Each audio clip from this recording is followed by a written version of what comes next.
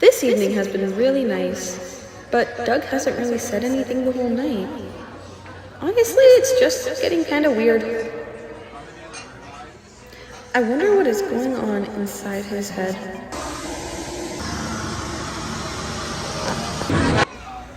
Oh well.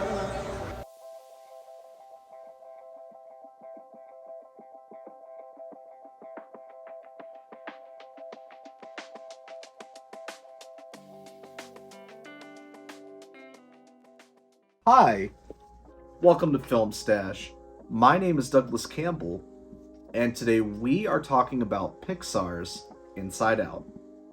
Riley is a happy, Hawking-loving 11-year-old girl, but her world turns upside down when her family move from Minnesota to San Francisco. Riley's emotions, led by Joy, played by Amy Poehler, try to guide her through this difficult, life-changing event. However, the stress of the move brings Sadness, played by Phyllis Smith, to the forefront. When Joy and Sadness are inadvertently swept into the far reaches of Riley's mind, the only emotions left in headquarters are anger, fear, and disgust, played by Lewis Black, Bill Hader, and Mindy Kaling. Will Joy and Sadness return to headquarters in time before any disastrous consequences occur with Riley? Funny enough, I know everyone's talked about this movie over the years before we got the sequel, but I actually haven't seen Inside Out before. I missed the train on that, and I just haven't seen it for years. I know what you're thinking, right? How could you not have seen it? It's so good. And I know. I just watched it, and it's really good. Honestly, a lot of my takes probably aren't going to be that different since this is years and years after the release, but I honestly enjoyed it quite a bit that I want to talk about it. This isn't necessarily my favorite Pixar film. I think for the short runtime they have and what they tackle, this ambitious idea of how they handle emotions and how emotions are deeply intertwined with memory, I think it is quite a brilliant premise that I haven't really seen before personified with these avatars in your mind. They don't dumb it down for kids. They take this premise and they simplify it enough to where it's comprehensible to a kid, but it's not so dumbed down to where there isn't complexities to it. This film effectively shows just how sloppy your emotions can be when you're grappling with change in your life for the very first time. No emotions that you feel are just tied in absolutes to one particular emotion. It can be mixed.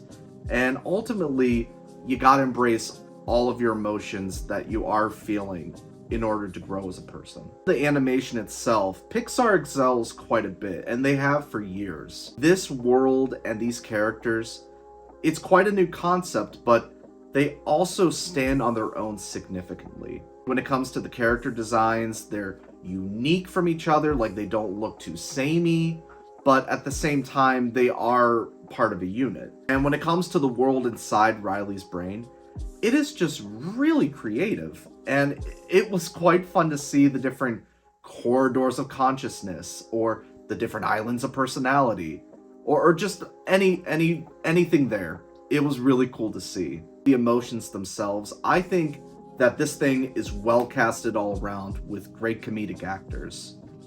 And they each match the emotion that they represent in Riley's mind, but also they bring that energy that is needed for an animated film along with that. When it comes to the 5 emotions that are present in the movie, I think that the standouts are Amy Poehler as Joy and Phyllis Smith as Sadness. It's not just because they are the lead of the movie. Besides having high energy and the low energy needed for both of their characters, they also bring a subtleness with it at times when it's needed that truly make them feel like they are characters independent of the construct that is Riley's mind. Because these characters, they do greatly contrast, for this type of adventure, they act as great foils, but at the same time, they do have that chemistry that is great for a character and supporting character dynamic. Oh! I guess it's intermission time then, huh? Alright, let's change this up. It's time for Intermission.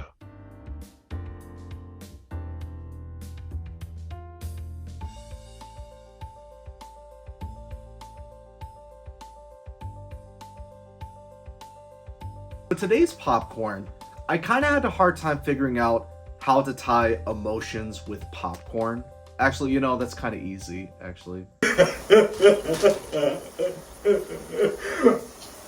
But when it comes to the movie's theme, it was kind of harder to tie it together. I was thinking deeply, and there's a supporting character that I haven't mentioned yet. His name's Bing Bong. Bing Bong! He is Riley's old imaginary friend, and one of the aspects of him is whenever he cries, he would cry sweets and candy and whatnot. So I figure I'd get a sweet kind of popcorn. So let's see how it tastes. Oh yeah, these are coated in Oreos.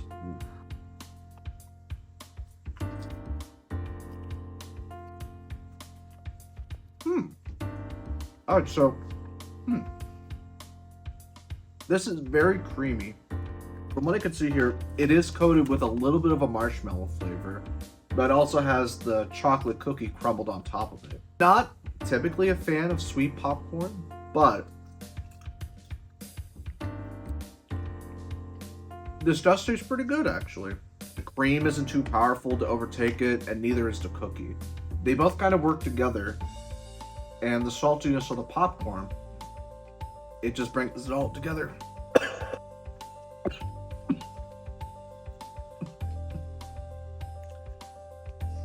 I would give this an 8 out of 10.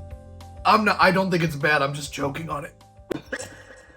While I understand that the runtime is pretty short, and I do appreciate a short running time, I think that with these characters and these concepts and what escalates in Riley's mind, I feel like sometimes it went a little too fast. There's this whole world that has never really been seen before or really fully expressed in a children's movie the way it has here. And I think sometimes things could have slowed down a little bit just so we could truly breathe in what this concept has. I don't think what we got in the final cut is bad at all, but in my opinion, I think things just went just a tad too fast. The two leads of this movie, they're great, and I love the adventure that they go on. I feel like with all the different factions that play with the story, with a slightly longer runtime, I think you could have given, like, the emotions at the headquarters, you could have given them more to do also. And even like with Riley and how she interacts in the real world, while it comes in short bursts, she essentially is also the main character of the story. And I would have liked to have seen how she interacts in the real world too, along with the emotions controlling everything. We definitely get it, but I think we could have got just a little more. Inside Out 2, it looks like they are going to be covering puberty and the emotions that come with that. And I'm not sure how it's going to fully play out yet. I mean, I haven't seen the movie yet. I think that some of my mixed aspects, some of the things I talked about here, they might potentially be fixed moving forward. It's hard to say. Like, I'll come back to you guys next week. In the end, I'm just glad I finally gave this movie a watch. Like, it's been like eating in my brain for a while, especially when people bring it up. But honestly, I'm happy I gave it a watch, and I think it's a great children's movie that's truly unique, especially amongst what Pixar has put out. I would give it a 7 out of 10, and I really look forward to the sequel that's coming out soon. This week's recommendation, it's kind of hard to recommend a movie that sort of ties in exactly with the themes that this movie brought up. Honestly, after kind of digging through what I know, I'm recommending a film that is not fully as reverent, to be honest, and it doesn't even cover the human psychology. It does this type of idea, but with the rest of your body, and in a way that's more for crude humor. I'm going to be recommending Osmosis Jones. It's a live-action animated hybrid police procedure taking place inside a zookeeper's body, played by Bill Murray. He gets a disease after eating an egg contaminated with simian saliva, and it's up to a white blood cell cop, played by Chris Rock, and a fussy cold cure pill, played by David Pierce, to stop the virus. If you like this, and you maybe get a little older, Osmosis Jones is kind of fun too. That's all the time we have for today here at Film Stash. My name is Douglas Campbell, and if you excuse me, I gotta add to the stash.